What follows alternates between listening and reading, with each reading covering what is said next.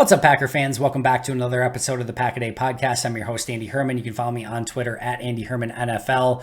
I'm a little bit sad as we go through this episode. These are our last two breakdowns of the Packers 2023 draft class, the last two of the 13. It's been a lot of work going through these, but it's also been a ton of fun. If you haven't been able to tell already, extremely huge fan of this draft class, and that doesn't necessarily mean anything. It doesn't win any awards. It doesn't mean that they're going to end up well. I tweeted out the other day, at the end of the day, you probably end up with maybe a star from the class, hopefully, maybe a couple starters, maybe a couple rotational players, a couple special teams guys, a handful of guys that just never work out, probably out of the league in 2, 3, 4 years. That's just how most draft classes go. But in all of my time doing this is easily one of my favorite draft classes that any GM of the Packers has put together. And I'm just so excited to be able to see what they're going to be able to do out on the field, because the more and more that I watch the tape of these players, the more and more excited I get. Doesn't mean that I love every pick. Anders Carlson, I have no idea. That's just a wait and see pick. Sean Clifford, probably a little overdrafted in the 5th. If we're nitpicking that, not a massive disappointment there. Lew Nichols, we'll talk about in a little bit. Again, if your 7th round pick is the one that you're maybe, having a little bit of an umbrage with, not a huge deal. Overall, could not be more excited about this draft class and cannot wait to see what they're going to do this upcoming season and beyond. But it does leave us with only 2 players left to break down. So I'm going to break down the last 2 7th round picks from the offensive side of the ball. And that, of course, is Grant Dubose as well as Lew Nichols. I'm going to start with Lew Nichols, so let's jump in right away. 5'10", 220 pounds, running back out of Central Michigan. He is a redshirt junior, only 21 years old, and will turn 22 in August. So still a young player despite having a pretty impressive resume when it comes to running the football. Speaking of which, statistically in his career, 615 carries, 3,046 yards, a 5-yard average, 26 touchdowns, 71 catches, 575 yards, an 8.1 yard average, and 3 touchdowns receiving.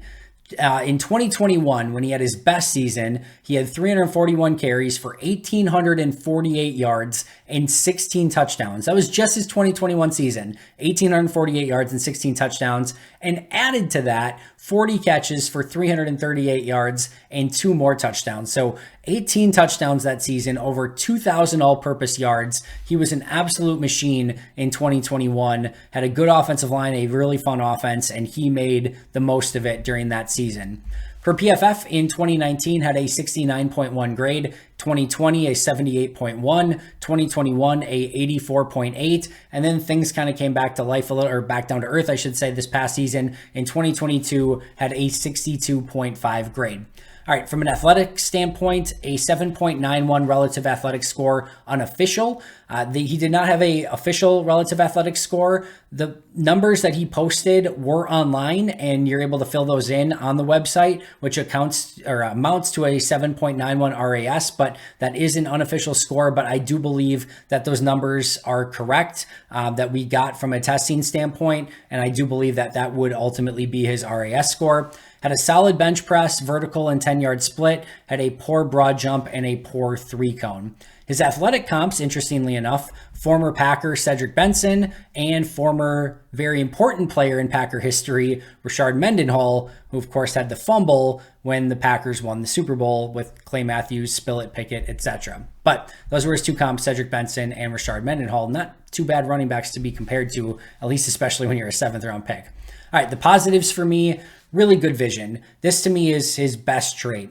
He has a really good overall ability to see everything that's happening in front of him and to figure out where the best alley is. And sometimes that is one of the best things that you can have. Now, there's a lot of other things that are nice to have too. Speed, power. There's a plethora as a running back. Obviously receiving out of the backfield, route running. But sometimes the holes are small in the NFL, and sometimes they're not exactly where you expect them. Arian Foster is somebody to me who he had some, really positive traits, clearly, it goes without saying, but his vision was phenomenal. And to me, if you can have really good vision and find where the hole is and get upfield, there is value in that. And to me, his vision is really, really good. He does a great job of identifying the holes, finding them, and then hitting them. There's not extra movements there. He's not dancing. He's finding that hole and he's getting upfield. And sometimes That's just all you need, especially if you're going to be somebody that's like a number 3 running back probably. If you're getting in, don't try to do anything fancy. Find the hole, get upfield, try to make a play. And I think that that's what Lew Nichols does absolutely best. And number 2 on my list, fair enough, doesn't mess around, gets right upfield. So again, it all sort of combines into one. You want to know how you get 1,800 yards of rushing. It's you're finding the hole quickly, you're getting upfield, and you're getting the yardage that not only is there, but like I said, a lot of people, maybe a lot of other running backs aren't finding because he just has a better brand of vision than, in my opinion, other running backs do at the position. He also runs with a very low center of gravity with very good balance, which allows him to sometimes break a few more tackles, but we're going to talk about that in just a moment. But you always want that low center of gravity, better balance, and it's just going to give you a little bit more run-through contact ability. And we did see some of that play out, especially in 2021. I think, to me, his technique needs a lot of work when it comes to blitz pickups, but he has a solid base for it. He's built really well. Low to the ground, low center of gravity, good weight, good mass structure. Like, I think all of that is going to lend itself to being a solid blitz pickup guy, but he needs a lot of work on technique, and we'll talk about that in the negatives as well. I think he has a really nice jump cut and really good lateral agility as well. You will see him go gap to gap with a very quick jump cut. I kind of compare him to like a C-, C, maybe C+, like Le'Veon Bell. I think he can catch the ball in the backfield, just not as well as Le'Veon Bell. He's got a really impressive jump cut. That a little bit kind of looks like Le'Veon Bell, but just not quite as good.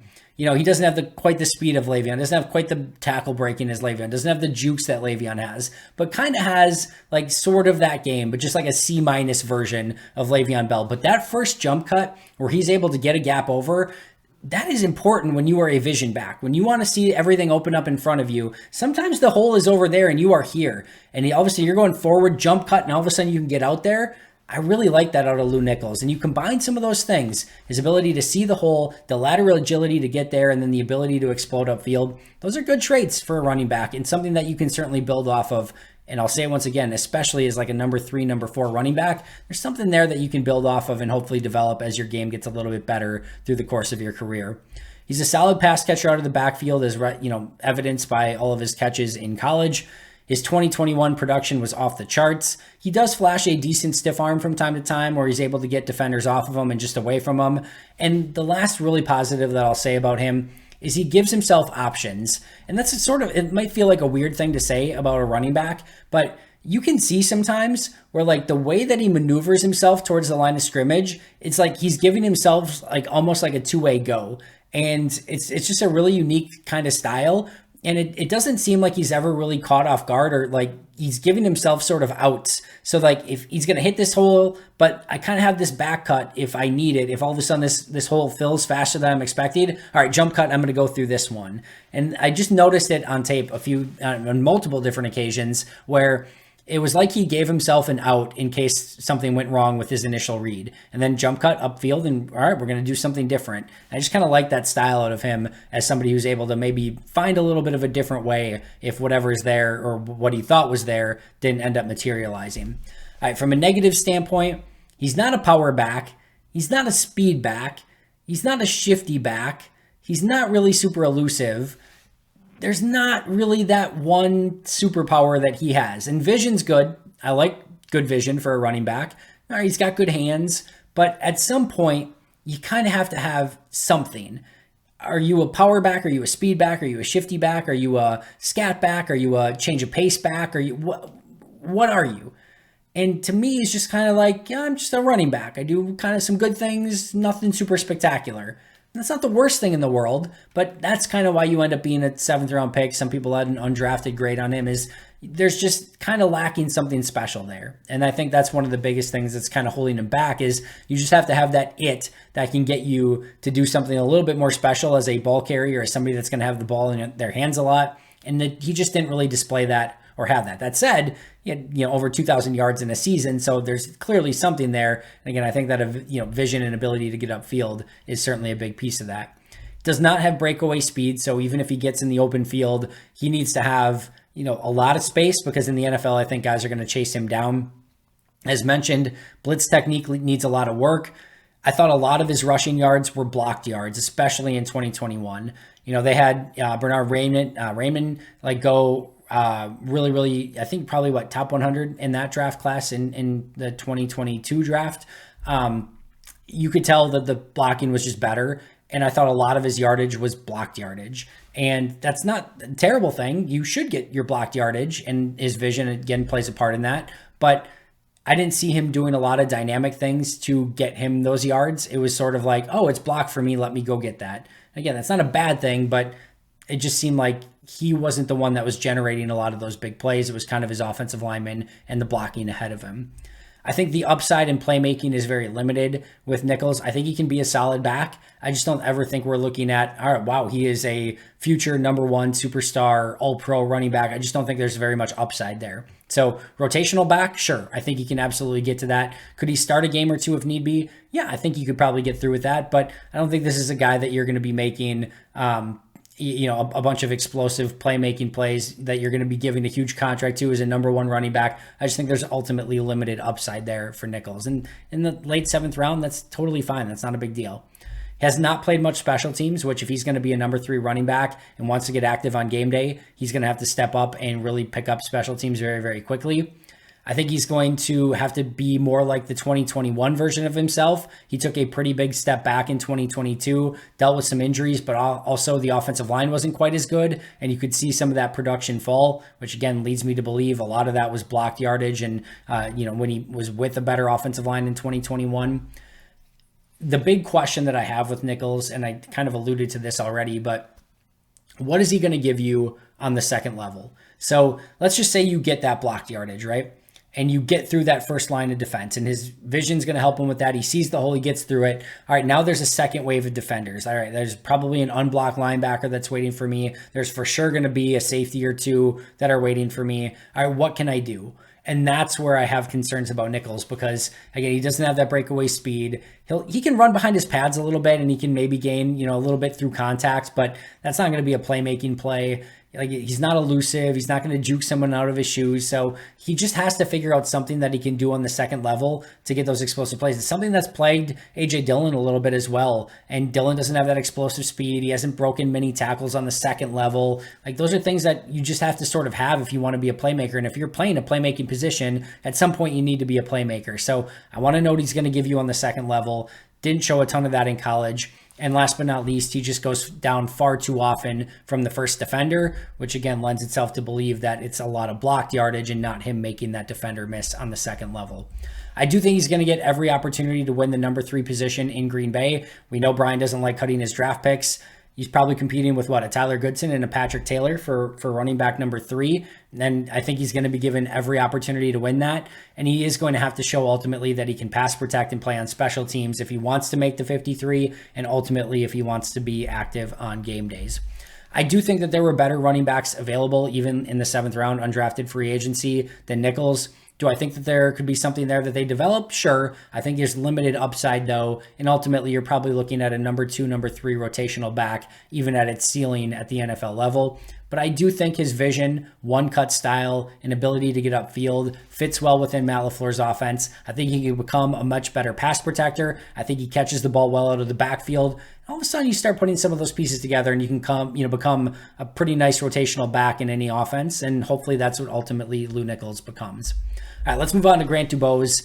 Our final breakdown, 6'2", 201, wide receiver out of Charlotte, senior, 21 years old, will turn 22 in June, so still a little bit younger as well. At Charlotte, he had 126 catches for 1,684 yards, 13.4 yard average, and 15 touchdowns. That was over 2 seasons at Charlotte, and it was basically like almost identical seasons. Like, he was very consistent. So just kind of split those numbers in 2, and that's basically what you had over the 2 seasons. And per PFF, in 2019, when he played for Miles College, he had a 55.6 grade. In 2020, he didn't play. In 2021, he had a 76.8 grade. And in 2022, he had a 71.6 grade. His athleticism had a 8.79 relative athletic score, did not do the bench press, had a 93rd percentile 10-yard split in the 40-yard dash, 84th percentile broad jump. His worst was the 46th percentile short shuttle. So His three cone was fine, so it wasn't any major issue. And overall, 87th percentile athlete at wide receiver. So he's got good overall athleticism and good out of his breaks. You can see that 10-yard split play when he's out on the field. But his 40 time and the short shuttle, some of those things do limit him a little bit as far as what he can do from a separation standpoint. His athletic comps, Sammy Watkins on his list of athletic comps, as was the former Michigan wide receiver Ty Streets, a name I had not heard in some time.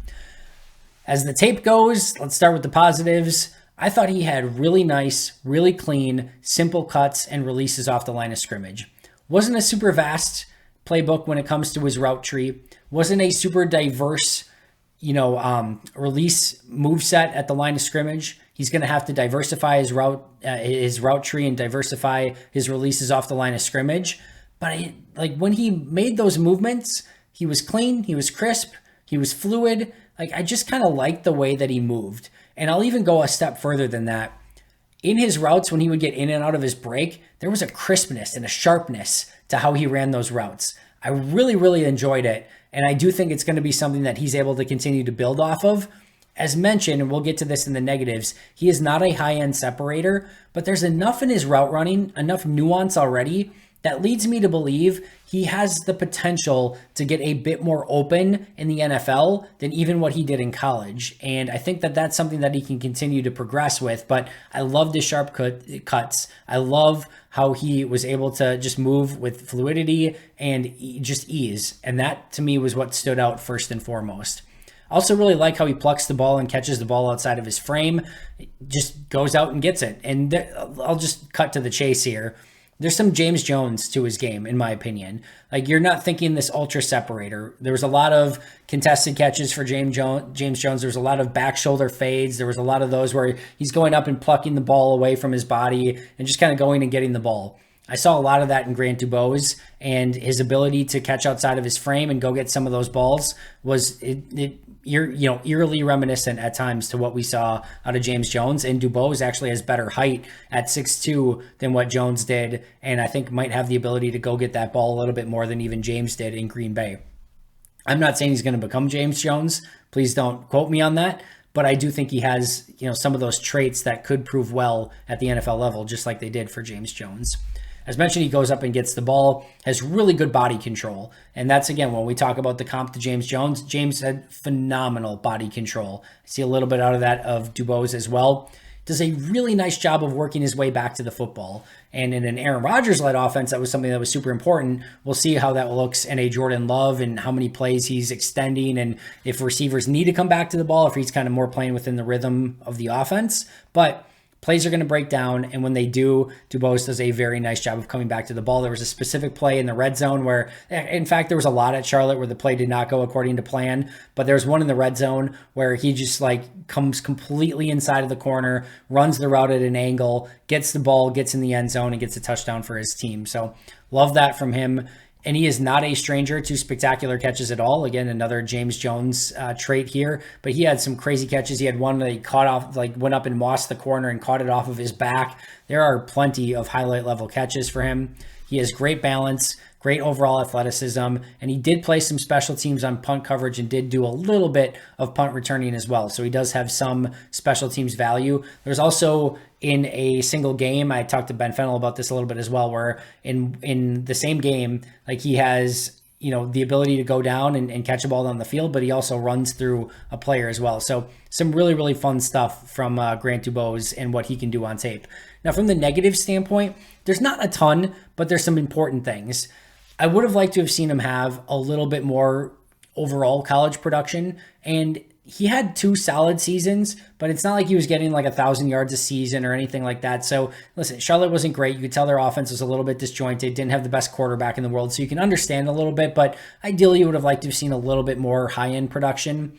As mentioned, he is not a high-end separator, and I've talked about it numerous times. We are in the age of separation in the NFL. You don't want to have to be throwing contested catches. You don't have to be living off of back shoulder fades. You don't want to have to be living off of jump balls. You don't want the ball to be put in a position where the corner has the opportunity of the ball, or it could just get tipped and intercepted by somebody else. That's a poor way to live in the modern NFL. You want guys who can separate and ideally separate with ease, and that's not Dubose. And like I mentioned, I do think he has the ability to evolve into a better separator than he was in college, but he's going to have to work on his releases, going to have to continue to expand his route tree, going to have to work on his deceptiveness, and just find ways to get better levels of separation so that the quarterback's not having to constantly throw, just back shoulders or contested plays where the corner could theoretically come down with the ball. And that happened a little bit more often than I think Charlotte would have liked this past couple seasons at Charlotte. Speed, not there. So it's not terrible speed, but I think if this was a 4.40 guy, we're talking about a guy that probably was taken top 100 or maybe in the 4th round. Instead, he just didn't have that speed, and that's why he went 7th round later in the draft. Playmaking, only had 1 catch of 30 yards this past season or more per Dane Brugler. So this, once again, the separation, the playmaking ability had not been there. So that's going to be something that he has to continue to work on. Needs to do a better job against press man coverage and against more physical corners. More physical corners gave him a lot of trouble in college, and that's going to be something that probably gives him a lot of trouble in the NFL if he doesn't learn from it. And I do think in some similar way to Lew Nichols, he lacks a little bit of that high-end upside. I think he could develop into a really nice number 3 wide receiver, maybe a decent number 2. I think that that's probably where the ceiling is.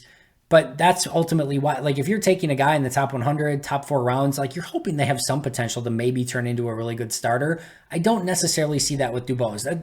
Maybe not a knock. I'm not trying to knock the guy. I think he can be a good receiver, and I'm excited about him, but I don't think that there's some of that high-end potential that maybe you get with some of the other players in this draft. And again, that just is why he ultimately was taken in the 7th round.